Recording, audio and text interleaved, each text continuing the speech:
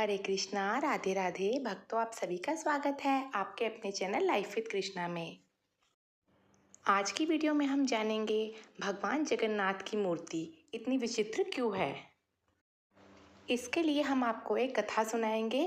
कथा को पूरा सुनिएगा, तभी आपको पता चलेगा भगवान जगन्नाथ की मूर्ति का ये रहस्य।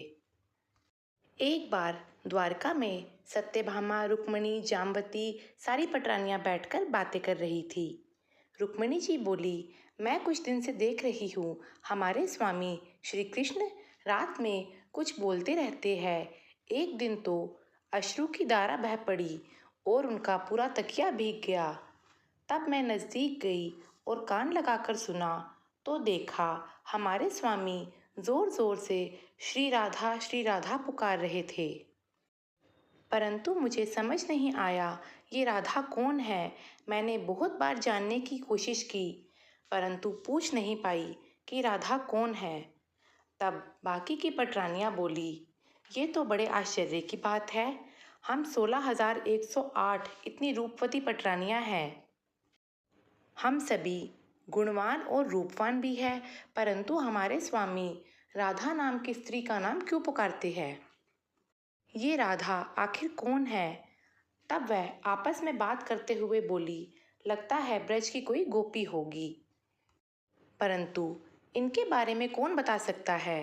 तब वह बोली, ब्रज की लीला की साक्षी द्वारका में केवल रोहिणी मैया है, बलराम जी की माता, जो ब्रज में थी, मथुरा में भी थी और द्वारका में भी है। सारी पटरानियां इकट्ठा होकर रोहिणी मैया के चारों ओर बैठ गई। वह बोली, मैया ये राधा कौन है, आप हमें बताइए ना। रोहिणी मैया ने कहा, हे पटरानियों, मेरा सामर्थ्य ही नहीं है कि मैं बता सकूं राधा कौन है। मैं तो क्या कृष्ण भी नहीं बता सकते कि राधा कौन है। परंतु पटरानियां नहीं मानी। वह बार बार बोलती रही, मैया कुछ तो बताइए, ये राधा आखिर कौन है। तब मैया बोली, अगर मैं कुछ बताऊंगी तो श्री कृष्ण नाराज हो जाएंगे। तब पटरानियां बोली, मैया आप चिंता ना करें, हम दरवाज़ा बंद कर लेंगे, कृष्ण को पता भी नहीं चलेगा, बस आप और हम होंगे कक्ष में। रोहिणी मैया हंसते हुए बोली, श्री राधा नाम में इतनी शक्ति है कि कृष्ण जहाँ राधा सुनता है उसी ओर खींचने लगता है। उसे स्वयं पता लग जाता है कहीं राधा नाम बोला जा रहा है, कृष्ण जरूर आ जाएगा। तब पटरानियां बोली, मैया हम द्वारपाल खड़ा कर देंगे, फिर वो कक्ष में नहीं आ सकेंगे। मैया बोली, द्वारपाल क्या कृष्ण को रोक सकते हैं। तब पटरानियां बोली, अच्छा तो मैया हम सुभद्रा जी को बाहर खड़ा कर देंगे, वह तो श्री कृष्ण की बहन है ना, बहन तो रोक सकती है भाई को। फिर सारी पटरानियां बैठ गई और सुभद्रा जी को बाहर खड़ा कर दिया। उस समय कृष्ण और बलराम सभा में बैठे थे। इधर रोहिणी मैया ने राधा जी के नाम की गाथा गानी आरंभ की और उधर सभा में बैठे श्री कृष्ण की आंखों से अश्रुधारा बहने लगी। कृष्ण समझ ही नहीं पा रहे थे उनको ये क्या हो रहा है। और जैसे जैसे इधर राधा रानी की गाथा बढ़ती गई, उधर श्री कृष्ण अपने आप को रोक नहीं सके। वह और बलराम जी भागकर जहाँ राधा रानी नाम की महिमा गाई जा रही थी उधर आ गए। परंतु बाहर खड़ी सुभद्रा ने कहा, मैं आपको भीतर नहीं जाने दूंगी। तीनों सुभद्रा, बलराम और श्री कृष्ण वही खड़े हो गए और कान लगाकर दीवार से सुनने लगे। और जब रोहिणी मैया ने श्री राधा रानी के विरह की दशा पटरानियों को श्रवण कराई और बात गोपी गीत तक पहुंच गई, तब भगवान श्री कृष्ण से रहा नहीं गया।